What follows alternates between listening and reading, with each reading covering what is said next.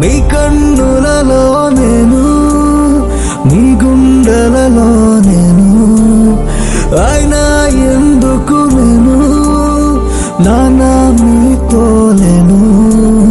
నాను మాటకు అర్థమై ఉన్నది మీరొకరు, మీడి నుండి దూరమై ప్రాణమే కన్నీరు. ఒక్కసారి మళ్ళీ గొంతు పగిలేలా నాన్న అని పిలవాలని ఉంది. జ్ఞాపకాలు అన్నీ గుర్తుకొచ్చి మళ్ళీ ప్రాణమంతా ఏదోలా ఉంది. ఒక్కసారి మళ్ళీ గొంతు పగిలేలా నాన్న అని పిలవాలని ఉంది.